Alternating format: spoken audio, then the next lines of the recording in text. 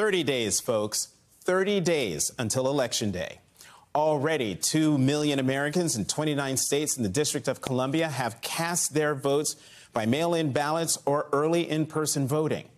8 more states begin early voting tomorrow. And with each passing day, the presidential candidates have fewer opportunities to win over the small pool of persuadable voters who will determine the direction of our nation on November 5th.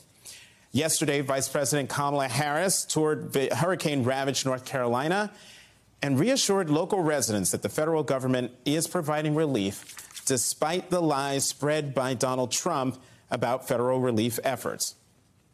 This week, the vice president will embark on a sprint of interviews with established media like The View, Howard Stern, and Stephen Colbert.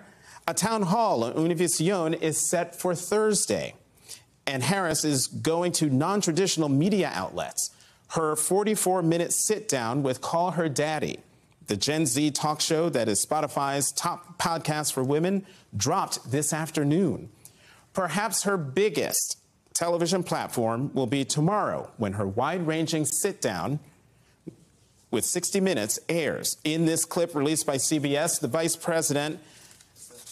president talks about America's relationship with Israel as fears grow of a wider war in the Middle East. Do we have a real close ally in Prime Minister Netanyahu? I think, with all due respect, the better question is, do we have an important alliance between the American people and the Israeli people? And the answer to that question is yes. Meanwhile, on the campaign trail, Harris will get a big boost in battleground Pennsylvania from former president and Democratic Party favorite Barack Obama when he rallies for the vice president in Pittsburgh on Thursday. For his part, Donald Trump will be heading back to the Commonwealth for a rally in Scranton. And if past his prologue, he'll repeat in Scranton the same rambling conspiracy theories he said this afternoon at an event in Wisconsin.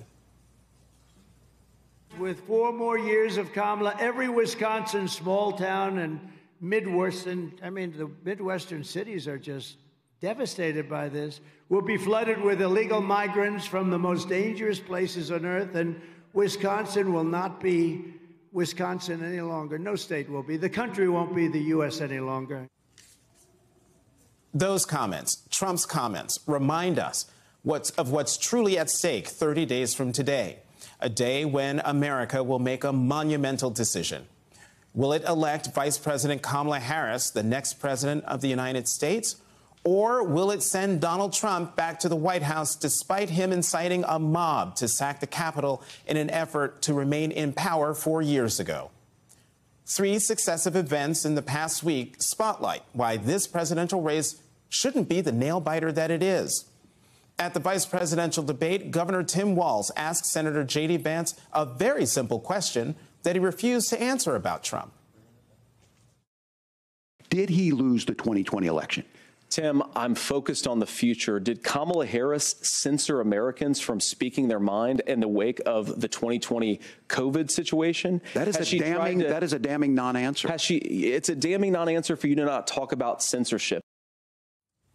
The very next day, Judge Tanya Chutkan unsealed a 165-page filing from special counsel Jack Smith in the election interference case that MSNBC's Allison Detzel reports provides extraordinary new details about the former president's scheme to cling to power in the days after the 2020 election.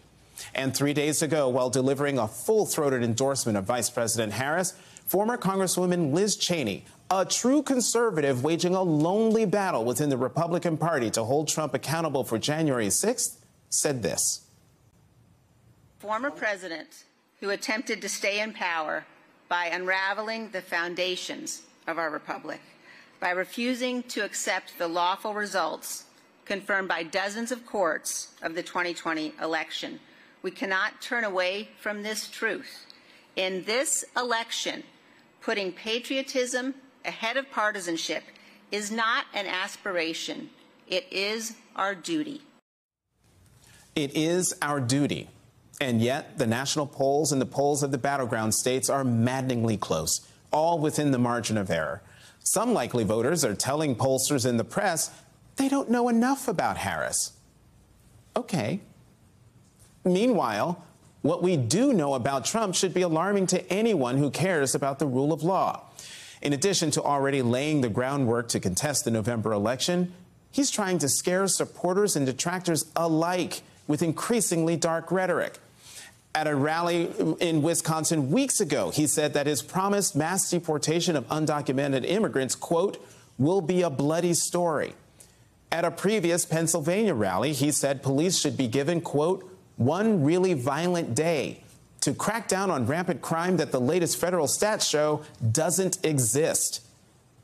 This race shouldn't be close, and it is our duty to ensure that it isn't 30 days from today.